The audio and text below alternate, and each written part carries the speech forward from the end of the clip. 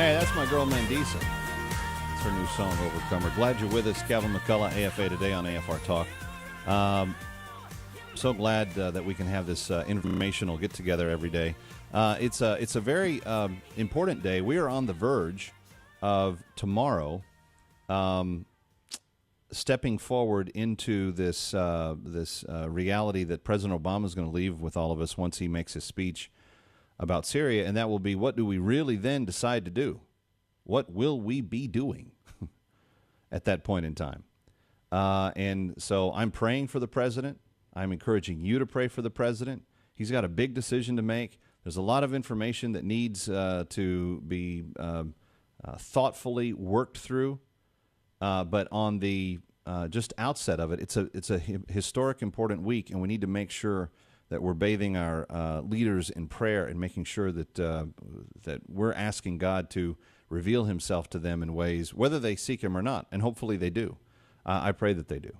All right, it's interesting, and shortly I'm hoping that up at onenewsnow.com, my new syndicated piece is going to debut. Progressives and Principles is the name of it. And it just has to do with this idea of being consistent when we say we're going to stand up for something that's hugely important. To what degree are we really committed to standing up for it? Now, I've given you this example where Ed Asner over the weekend, the Hollywood icon, I think he kind of looks like Elmer Fudd. I'm sorry. I think, we bald guys, we're allowed to criticize other bald guys. It's part of the right that comes with being follically challenged. So I think he looks like Elmer Fudd. And he is kind of grumpy like him. And so he does this interview with the Hollywood Reporter, and he says, the reporter observes, another reason some Hollywood progressives have been reticent to speak out against a war in Syria, according to Asner, is the fear of being called a racist. A lot of people don't want to feel anti-black by being opposed to Obama. That little statement says a load. I mean, there's a lot of meaning packed into those few words. So Hollywood people feel that if they oppose the president, they're being anti-black. What if someone of a different race is just wrong, and it has nothing to do with their skin color? What if their policy is just wrong? What if their idea is just wrong?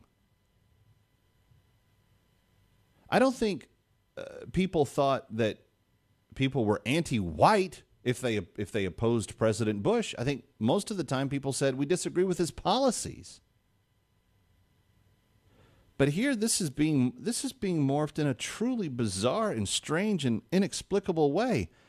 Ed Asner saying, well, yeah, we're all for being against the war, and it's a moral argument to be against war, and we shouldn't like war, and we're all against it and everything. But if we speak out about it, then we're going to be called a name.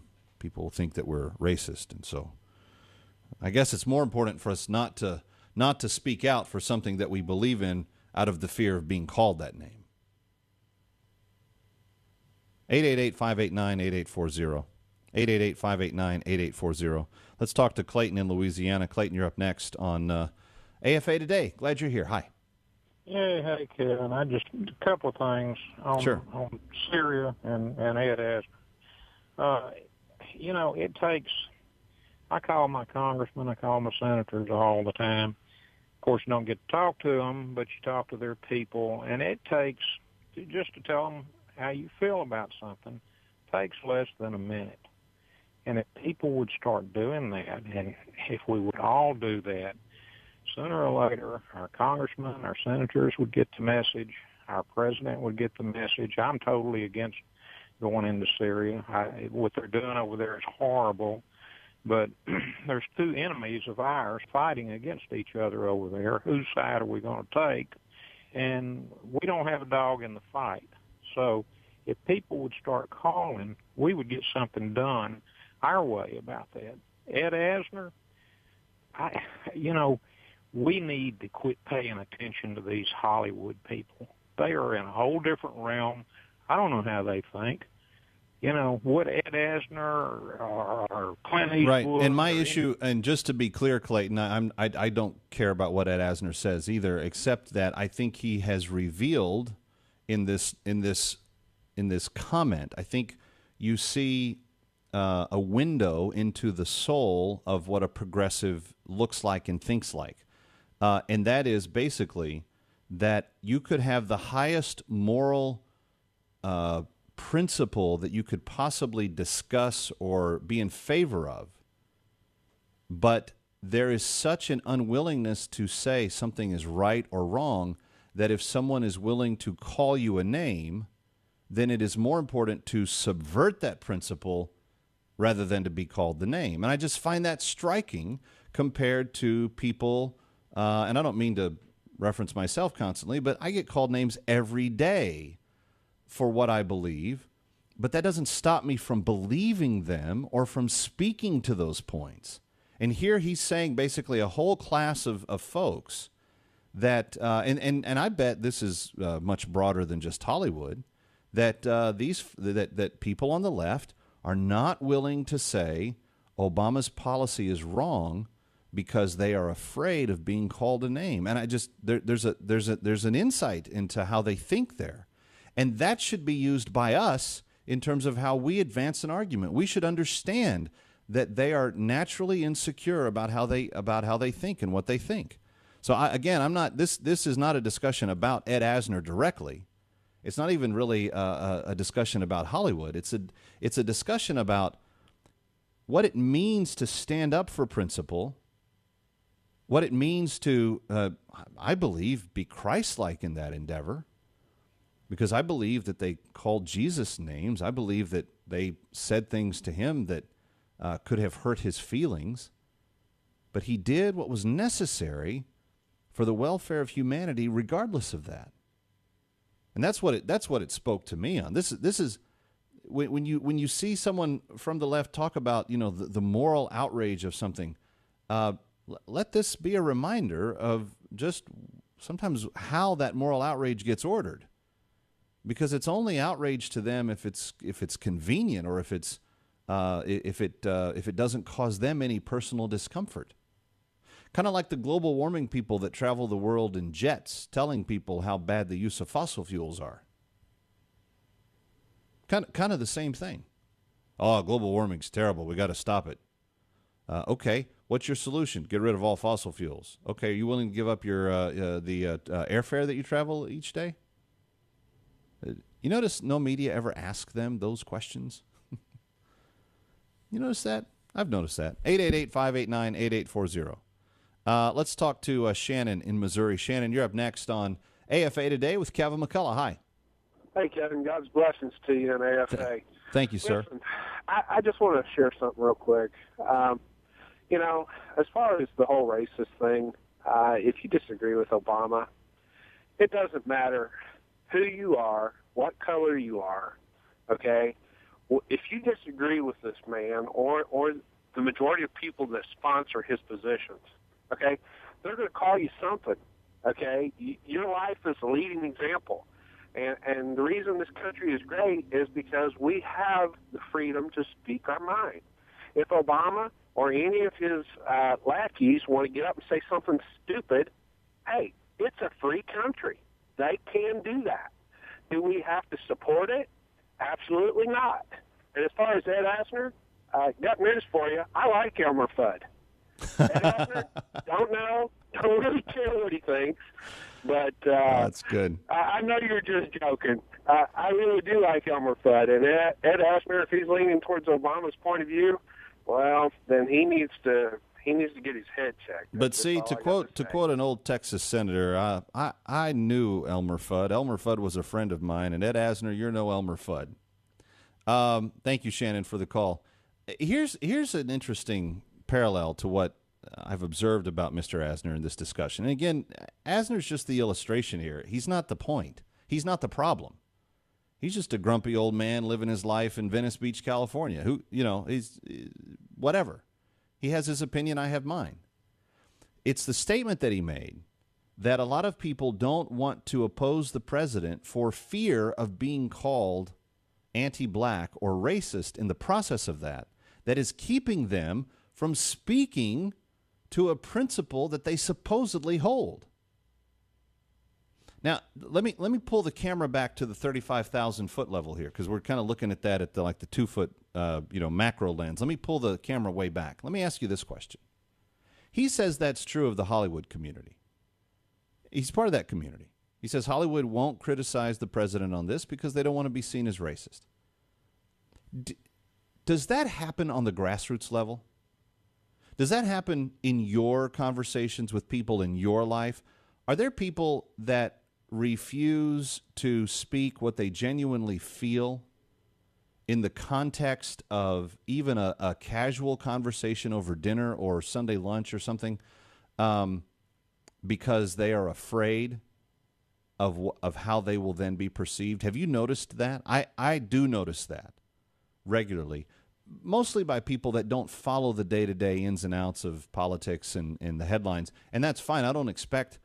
I honestly don't want most people glued to Fox News 24 hours a day, because you'll never raise your kids. You'll never find a way to make a difference in the world around you if you're the one doing that. I am doing that for you. I can bring you the important things. I want you to know about them. That's why AFA exists, so you can have that resource.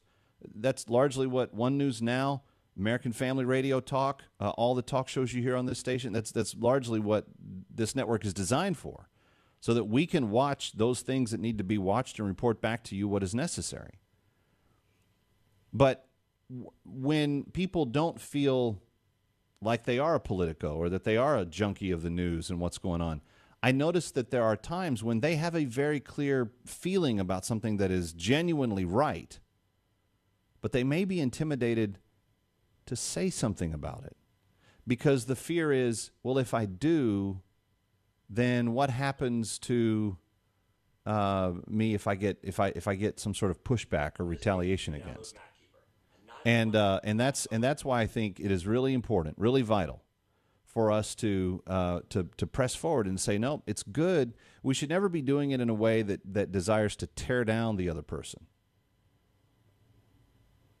But what we should be doing is trying to win as many unconvinced people as we can.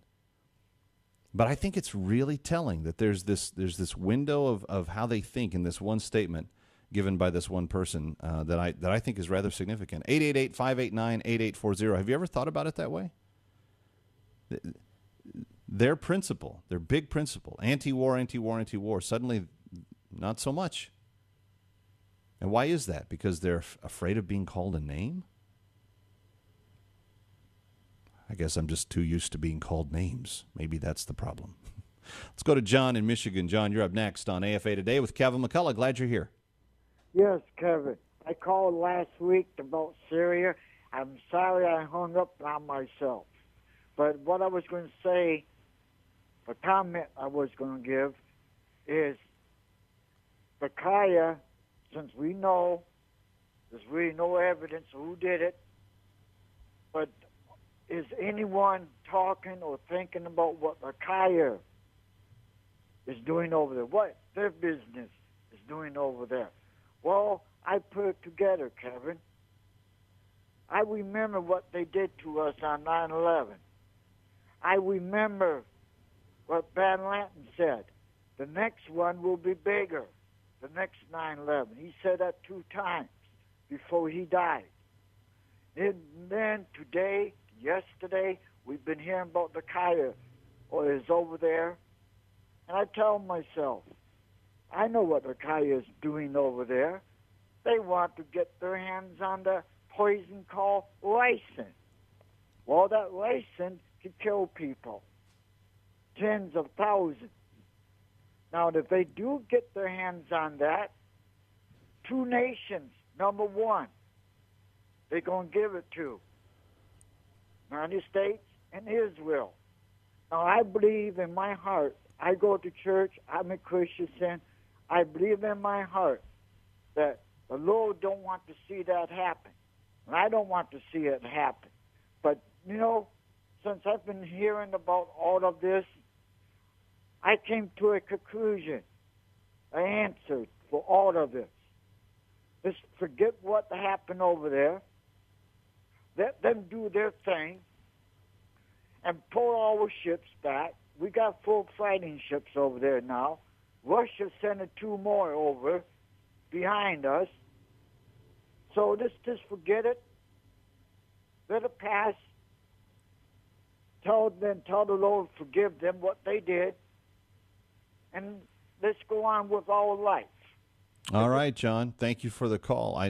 That is your feeling on that is reflected in many respects across this country. I don't know that too many people have worked out the Ricin theory, but the feeling that we shouldn't be getting involved militarily, dropping bombs on behalf of what appear to be al-Qaeda terrorists, I think that is certainly reflective of the majority of the nation.